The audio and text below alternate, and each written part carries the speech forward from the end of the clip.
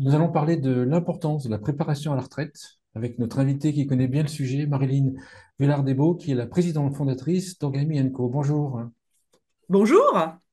Peut-être présenter votre métier, enfin qui vous êtes, peut-être votre parcours si vous le souhaitez, puis présenter votre métier et après on va parler de l'importance de la préparation à la retraite. Alors rapidement, moi je suis diplômée d'expertise comptable. J'ai un parcours plutôt commercial, développement commercial, jusqu'à en 2010 où je suis tombée dans la retraite, où j'ai commencé dans une société comme consultante expertise des droits à la retraite. Et en 2017, j'ai décidé de créer Origami Co. Pour un besoin grandissant de justice, d'équité ou en tout cas de maîtrise du sujet pour conseiller et mettre en place les droits à la retraite, principalement des chefs d'entreprise, professionnels libéraux, artisans, commerçants, expatriés, parce que ces gens-là ont plutôt des carrières pas linéaires, mais depuis 2 ans, 3 ans, de plus en plus de salariés classiques qui sont aussi confrontés à des carrières un peu malmenées, avec du chômage, des changements de statut. Voilà, donc on conseille sur la meilleure date de déclenchement et on met en place évidemment nos conseils, rachat de trimestre, mise en place de retraite progressive, mise en place de la retraite classique, suivi, contrôle, correction des anomalies auprès des caisses. Voilà, notre périmètre concerne les régimes de retraite obligatoires de base et complémentaires. En moyenne, est-ce que vos clients, enfin, la typologie de vos clients, en fait, prépare sa retraite? Genre, sur 10 chefs d'entreprise, alors j'imagine chez les entreprises, peut-être que oui, mais peut-être 10 artisans, combien est-ce qu'il y en a qui préparent la retraite, vraiment telle que vous la voyez?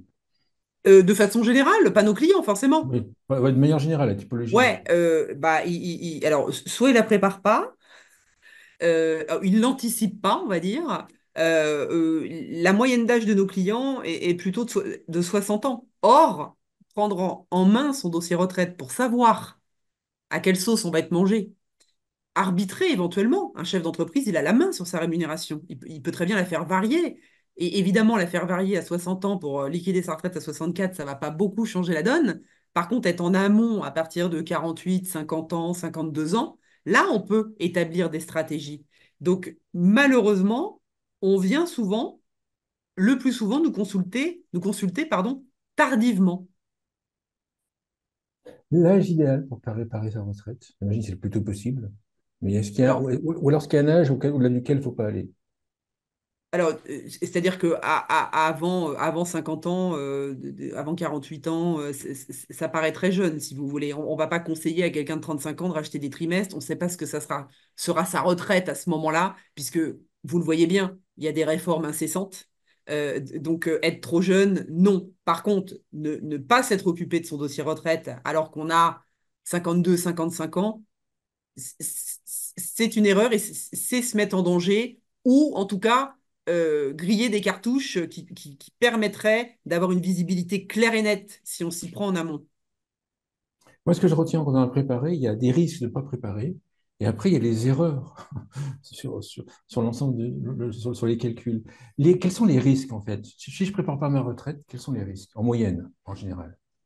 Ben, le risque, il est de choisir, souvent on voit quelqu'un, il choisit une date au pif en fait. C'est un petit peu au doigt mouillé, tiens, je vais la prendre à ce moment-là, hein, à cet âge-là. Et on questionne la personne, elle ne sait pas pourquoi.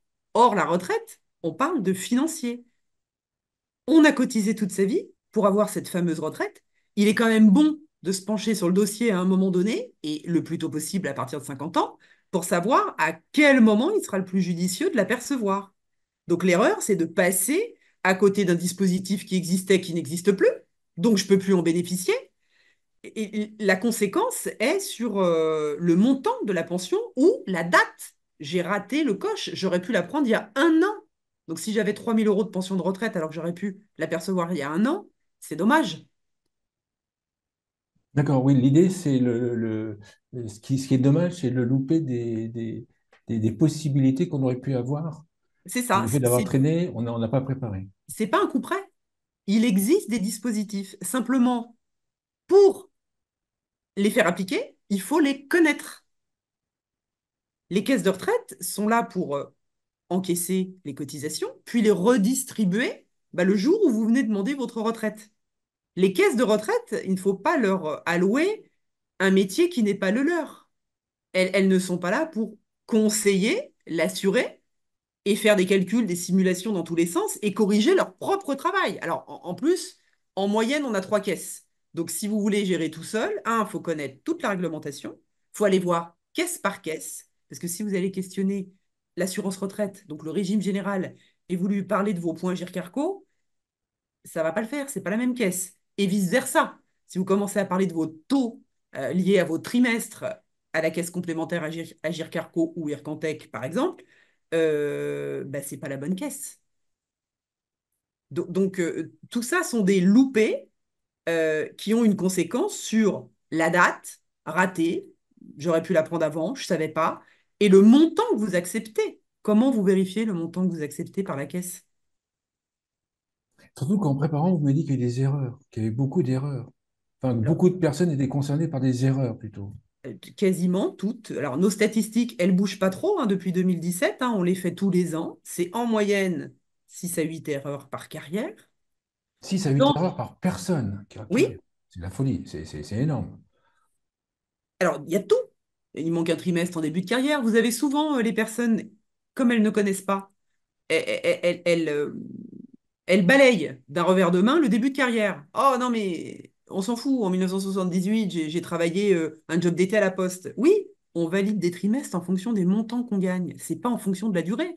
Mais si vous ne le savez pas, bah en fait, vous dites, on s'en fout du mois à la Poste, sauf que ça se trouve, il y avait un trimestre. C'est pas parce que j'ai travaillé un mois que j'ai pas un trimestre.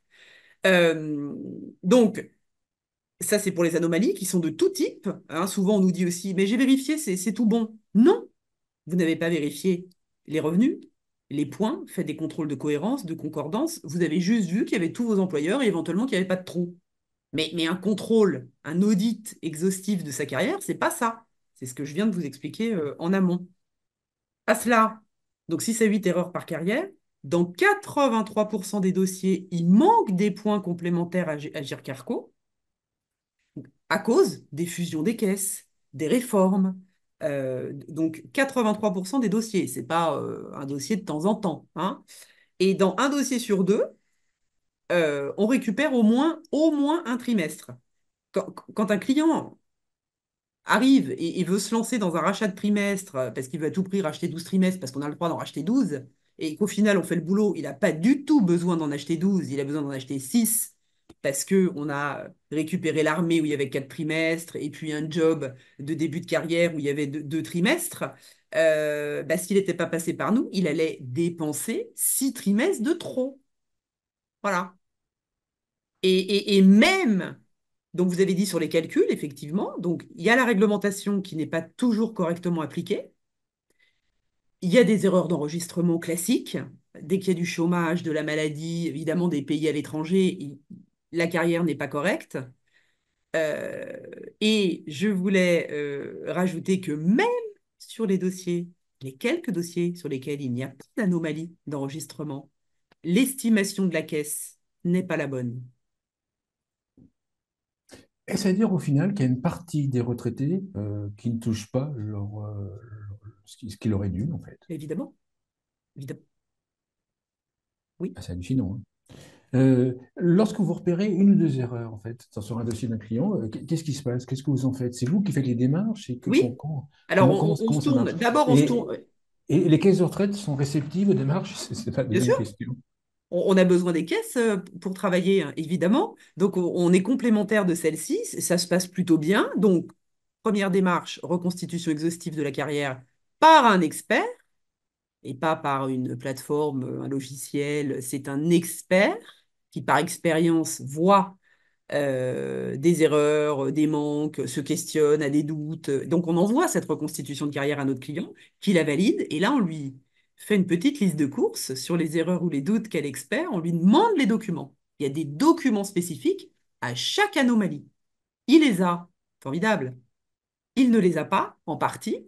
Eh bien, s'il est possible pour nous d'écrire à l'entreprise, de demander une attestation employeur, d'écrire à l'hôpital quand c'est un médecin, on le fait parce qu'il faut prouver à la caisse qu'elle s'est trompée. Et donc ensuite, on se tourne vers la caisse et on lui demande gentiment de bien vouloir régulariser, mettre à jour.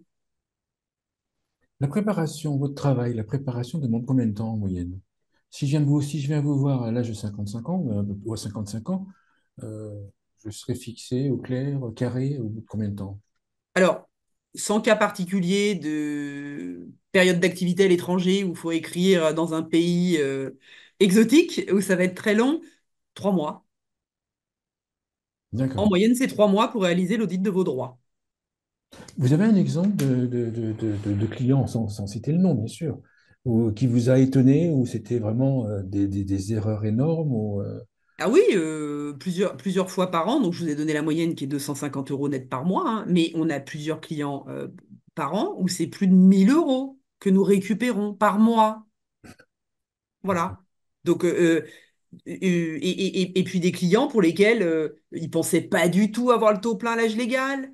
Les professions libérales, par exemple les médecins, ils ont tous en tête 67 ans. 67 ans, c'est l'âge du taux plein automatique. Tout le monde a le taux plein par l'âge à 67 ans, d'accord? Même quand on ne l'a pas par les trimestres. Mais les médecins ont le même âge légal que tout le monde. Si la personne est née en 1970, son âge légal, avec la réforme, c'est 64 ans et pas 67. Et donc les médecins, par méconnaissance, attendent tous 67 ans parce qu'en plus ils disent j'ai commencé à travailler tard, donc j'ai pas le nombre de trimestres, etc. Tous les médecins qui passent entre nos mains et qui viennent nous voir avant 67 ans perçoivent leur retraite à taux plein avant 67 ans et cumulent emploi-retraite. Donc des exemples, oui, d'anomalies. On a des salariés cadres dans des grands groupes bancaires. On a récupéré des dizaines de milliers de points Gircarco qui s'étaient évaporés dans la nature.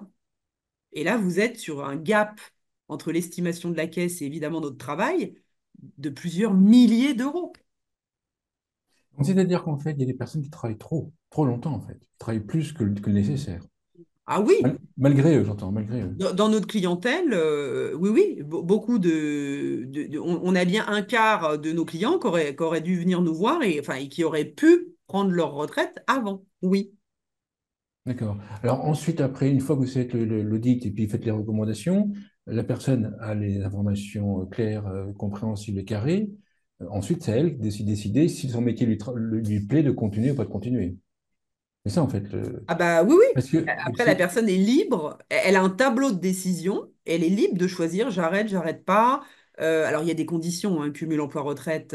Si on prend sa retraite à taux plein, on peut cumuler sans avoir de plafond de revenus à respecter. Si on veut prendre sa retraite à taux minoré, on est encadré en termes de plafond de revenus. Quand on est salarié, il faut faire cesser son contrat et en avoir négocié un autre. Enfin voilà, il y a quand même beaucoup de réglementations qu'il faut maîtriser, mais le client, il est au clair. Il sait ce qu'il peut faire, ce qu'il ne peut pas faire, ce qu'il a envie de faire et ce qu'on lui conseille. vos clients, c'est des personnes lambda, enfin, c'est des personnes physiques, c'est pas des entreprises. Non, oui, ce sont on s'occupe de particuliers. Alors, une grosse partie de nos clients sont des chefs d'entreprise, mais on gère leur retraite à eux. On peut avoir, si votre question, on peut avoir, on a quelques partenariats avec des entreprises qui payent à leurs salariés des expertises retraite. Mais ce n'est pas le gros de notre travail. Vous faites des recommandations pour rattraper le coup, j'imagine. Suppose une personne a une carrière incomplète, arrive vers 55 ans. Quel type de recommandation on peut faire à cet âge-là pour qu'elle puisse réagir? Alors, il y a plusieurs scénarios enfin, ça dépend de la situation, mais on a des expatriés, par exemple. Donc, dans quel pays ils vont ou dans quel pays vont-ils aller? Est-ce qu'ils ont intérêt à cotiser volontairement au régime de base ou au régime complémentaire? Qu'est-ce que ça va leur rapporter sur leur retraite? Combien ça leur coûte? Ou du coup, combien leur entreprise, pour qu'ils puissent négocier, ont intérêt à payer pour que la retraite de leurs salariés ne soit pas grevée? Un chef d'entreprise qui vient à 55 ans, bah voilà, je suis président de ma SAS, je me rémunère 100 000 € par an. Bon, qu'est-ce que ça fait si je diminue de moitié et que je sors le reste en dividende ou j'ai envie de changer de Oui. statut.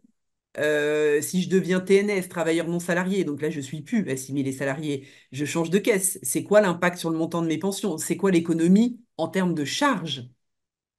Voilà le type. Oui, de façon à ce qu'on puisse prendre une décision éclairée.